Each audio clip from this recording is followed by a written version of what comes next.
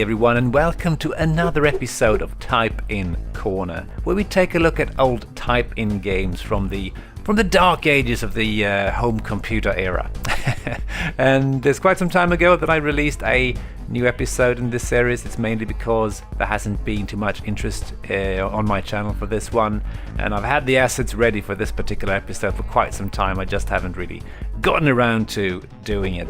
And this is another Swedish type-in game for the Vic-20 from Allt, Hemdatorer number 4 from 1983. And the name is translated The Skyskrapors of Manhattan, and it's a game type that was really very common back in the days. I think every single home computer had a type-in of this type of game, where you basically fly some sort of airplane, or in this case a flying saucer, and you have to land, and there's obstacle in your way. In this case it's buildings, and you need to bomb them so you can make space and land. Maybe not the most amusing game, but we did play it, me and my friends, back in the day. I think mainly because it was one of the few, if not maybe the only Vic-20 type-in game that I ever got to work. I wasn't very good at this, so yeah, this is one of the few ones that I actually managed to type in. It's fairly short listing and fairly easy to get running. So let's dive into it. And I believe I forgot to mention that this game is coded by Per Tunestål, and at the time of publication he was 15 years old. So yeah, and let's just have a little bit of a peek. Let's do a list here. So here's the game in all its glory. As you can see, it's not very lengthy. It's a very short listing, and I do believe this will run on an unexpanded Vic-20, which means that it takes up less than 3 kilobytes? I don't remember. It's not a lot of space in those unexpanded machines. So let's just type run and see if this thing still runs, because it did work as I finished typing this thing in. Here we go. Oh yeah, straight into the game. And oh yeah, that was not so good. I believe I pressed the wrong button, so let's try this again. So we have controls. We can fly up, and we can fly down, and we can bomb stuff. No, that's the wrong way to go. So we need to make space for me landing here. And we have a limited amount of energy, so we need to use it wisely. Oh shit, I'm pressing the wrong buttons. Yes, it's a bit weird, the controls here. So we have 30 points of energy, and it costs us 1 point each time we go up, each time we ascend. I don't think it costs anything to go down, no. And it will also cost us 1 point to drop a bomb.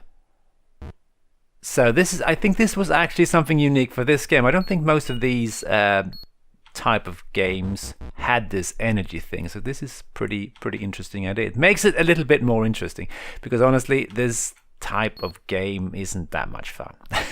I don't think we enjoyed it that much, but as I said, it was one of the few games that I managed to get working. Let's see what happens if we just run out of energy. I'm just randomly bombing stuff here.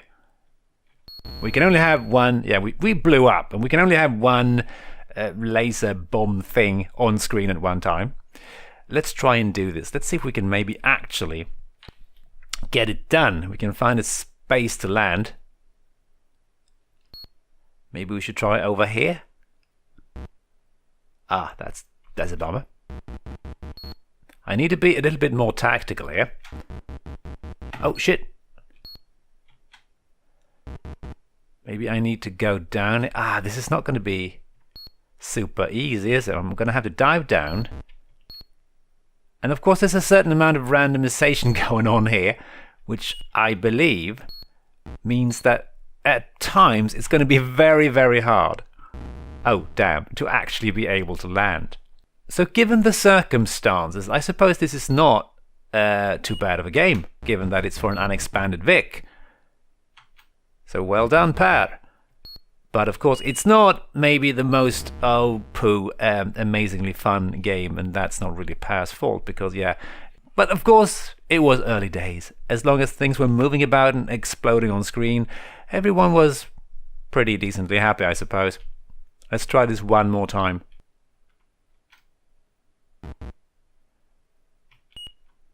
I do remember that I did manage to actually finish this at some point. But it was a bit tricky. Oh, and I'm pressing the wrong button again. Let's go down again. The thing is, the bomb doesn't really fall that far, so I'm not going to be able to make this, am I? No. I'm going to have to dive down and, yeah, no. I'm not thinking I'm going to do this because, honestly, yeah, it's not that much fun. But again, not a bad accomplishment considering that this is actually fitting inside of an unexpanded Vic-20 and running in BASIC and all that stuff, of course. Anyway, I hope you enjoyed this brief look at this rather simple game from a simpler time when things weren't that 3D. And if you want to check this game out on your own, there's going to be a link in the description if I remember to put it there, which I hope I will. So guys, thanks for watching, hope you enjoyed, and hope to see you in the next video. Cheers!